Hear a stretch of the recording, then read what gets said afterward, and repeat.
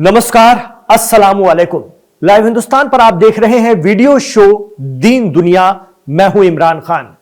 आमार शोनार बांग्ला गाने वाला मुल्क और खास तौर से अपने नेशनल एंथम में अपने देश को अपनी मां कहकर संबोधित करने वाला, खिताब करने वाला मुस्लिम अक्सरियत वाला मुल्क बांग्लादेश अफसोस कि अब अपने आप को ईस्ट पाकिस्तान मानने लगा है।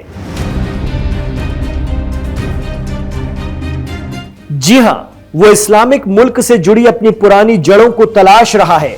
फॉरेन पॉलिसी और खासकर साउथ एशिया मामलों के जानकार सुशांत सरीन ने एएनआई से खास बातचीत में इस तरह की बहुत सी बातों की तरफ इशारा किया है।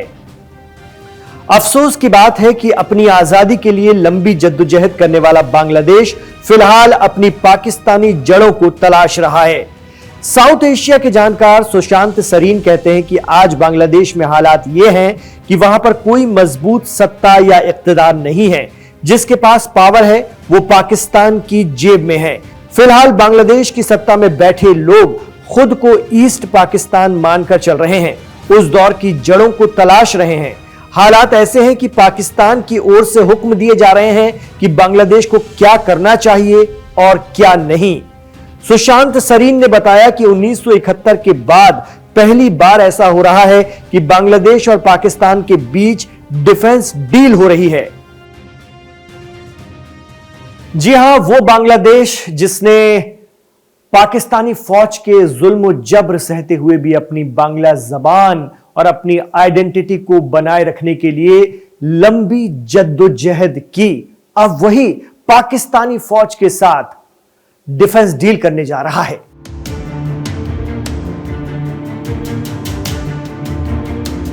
कहा जा रहा है कि पाकिस्तानी सत्ता से जुड़े लोग बांग्लादेश के सरकारी दफ्तरों में बैठे हैं और उन्हें आदेश दे रहे हैं कि क्या किया जाए। हालात ऐसे हैं कि कभी भी पाकिस्तानी सैनिक बांग्लादेश पहुंच सकते हैं। डिफेंस डील के तहत ऐसा हो सकता है और पाकिस्तान चाहता है कि बांग्लादेश को भारत के खिलाफ खड़ा कर दिया जाए। South Asia expert Sushant Sareen कहते हैं कि भारत को बांग्लादेश को लेकर अपनी नीति पर फिर से विचार करना होगा। सुशांत सरीन ने कहा कि बांग्लादेश के बारे में भारत जो भी कदम उठाता है उसके मायने हैं और डिप्लोमेटिक अहमियत होती है। एक्सपर्ट सुशांत सरीन कहते हैं कि भारत जिस तरह से शांत है वो रणनीतिक सावधानी है या फिर पैरालाइसिस। हमें कुछ चीजें करने की जरूरत है जो भारत के लिए भविष्य में, मुस्तकबिल में एक सीख बने। इसके अलावा भारत के पड़ोसी देशों और दुनिया भर को भी एक मैसेज जाए। सुशांत सरीन ने कहा कि बांग्लादेश में जो कुछ भी हो रहा है वो नॉर्मल नहीं है। जबरदस्त हिंसा होती है, तशद्दुद होता है और हिंदू कम्युनिटी के एक युवक को टांग कर जला दिया जाता है। ये ऐसी चीजें हैं जो बता रही हैं कि बांग्लादेश की क्या स्थिति है और वहां क्या हो सकता है। यही वजह है कि पाकिस्तान और उसकी एजेंसियों को बांग्लादेश में एक खला मिल गया है। उन्होंने वहां आनन फानन में एंट्री कर ली है। बांग्लादेश और पाकिस्तान के बीच रिश्ते तेजी से मजबूत हो रहे हैं।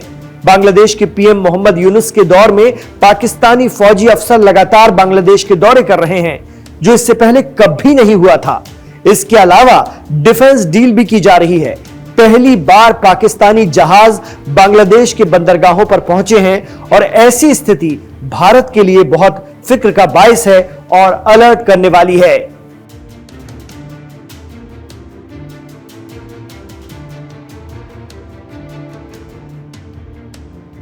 खबर तो यह भी है कि बांग्लादेश में कुछ ऐसे इशारे भी मिल रहे हैं कि वहां की साबिक प्राइम मिनिस्टर यानी पूर्व प्रधानमंत्री बेगम खालिदा जिया के बेटे तारिक रहमान भी बांग्लादेश लौट रहे हैं। बीएनपी यानी बांग्लादेश नेशनलिस्ट पार्टी के सीनियर लीडर तारिक रहमान करीब 2 दहाई के बाद देश लौट रहे हैं। फरवरी में होने वाले चुनाव से पहले बीएनपी तारिक रहमान को अपना पीएम उम्मीदवार घोषित कर सकती है। तारिक रहमान ऐसे वक्त में ढाका लौट रहे हैं जब बांग्लादेश तशद्दुद और सियासी तौर पर बेहद मुश्किल दौर से गुजर रहा है।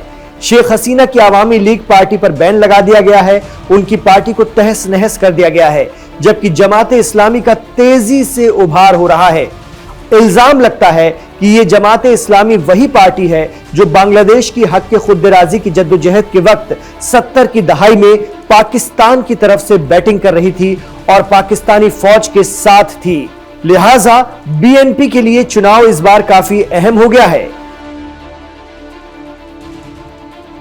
तो कुछ मीडिया रिपोर्ट तो यह भी बता रही हैं कि बीएनपी यानी बांग्लादेश नेशनलिस्ट पार्टी जमात इस्लामी के साथ इत्तेहाद या गठबंधन करने पर गौर खोज कर रही है, विचार कर रही है। बीएनपी के एक सूत्र, एक जराये ने कहा है कि अवामी लीग के मुकाबले से बाहर होने की वजह से जमात इस्लामी, जिसके पास संगठन के स्तर पर, तंजीम की सतह पर काफी गहराई है, उसके साथ इत्तेहाद या गठबंधन कई निर्वाचन इलाकों में मजबूत साबित हो सकता है, फैसलाकुन या निर्णायक साबित हो सकता है। हालांकि उन्होंने जमात के साथ गठबंधन करने पर कुछ जोखिमों का भी जिक्र किया। उनका मानना है कि गठबंधन अगर होता भी है तो भी बीएनपी और जमात के बीच जो वैचारिक सतह पर काफी गंभीर मतभेद हैं, वो सरकार बनाने पर और गहरे हो सकते हैं। इसके अलावा जमात के साथ इत्तेहाद इंटरनेशनल सतह पर भी बीएनपी की साख को खराब करेगा। गौरतलब है कि शेख हसीना के दौर में जमात के कई नेताओं को बांग्लादेश की आजादी की मूवमेंट का गद्दार करार दिया गया था और सजा भी हुई थी अदालत के जरिए। पाकिस्तान का बांग्लादेश में एक्टिव होना और जमात की ताकत बढ़ना बांग्लादेश की उस आइडियोलॉजी के खिलाफ भी है जिसकी वजह से ईस्ट पाकिस्तान से बांग्लादेश बना, जो क़याम पाकिस्तान के बाद से ही खुद को एक अलग कौम बताता रहा था और पाकिस्तान अपने बनने के 25वें साल में ही टूटकर 2 मुल्क बन गया था। तो इसी साल अगस्त के महीने में शेख हसीना, जो बांग्लादेश की साबिक प्राइम मिनिस्टर थी, साबिक वजीर आजम थी, उन्हें बांग्लादेश छोड़ करके हिंदुस्तान आना पड़ा। वहां पर जिस तरह के प्रदर्शन और मुजाहरे उनके खिलाफ शुरू हो गए थे और जिस तरह की आगजनी और हिंसा की घटनाएं हुई थी, इसके बाद उन्हें बांग्लादेश छोड़ना पड़ा। उसके बाद से ही पाकिस्तान और बांग्लादेश के रिश्तों में सरगर्मी देखने को मिल रही है। ऐसी कई चीजें हुई जो बताती हैं कि पाकिस्तान और बांग्लादेश के बीच की दूरी लगातार कम हो रही है।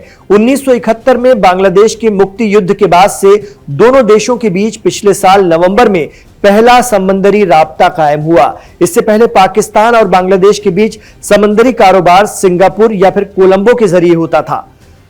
वो पहली बार ही था कि पाकिस्तान के कराची से बांग्लादेश के चटगांव बंदरगाह पर कार्गो जहाज सीधे पहुंचा था।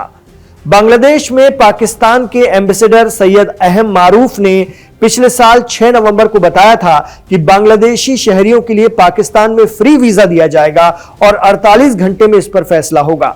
एक वेबसाइट पर सिर्फ जानकारी देनी होगी और वीजा 2 सतह पर होगा, बिजनेस और टूरिस्ट वीजा। पाकिस्तान का सफर करने वालों को सिर्फ वापसी का टिकट और यहां रुकना चाहते हैं वहां की जानकारी देनी होगी।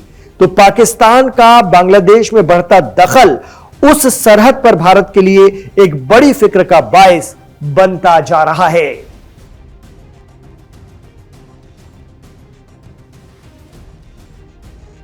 आप क्या मानते हैं? पाकिस्तान ने पूरी तरह से बांग्लादेश में घुसपैठ कर लिया है, पाकिस्तानी एजेंसियां वहां पर एक्टिव हो गई हैं। आपको क्या लगता है, भारत इस सानेहे से बांग्लादेश को निकाल ले जाएगा? बांग्लादेश की जो आइडेंटिटी है एक आजाद मुल्क की, वो बनी रह जाएगी, या फिर बांग्लादेश अपने आप ही खुद को एक ईस्ट पाकिस्तान के तौर पर फिर से देखने लगा है?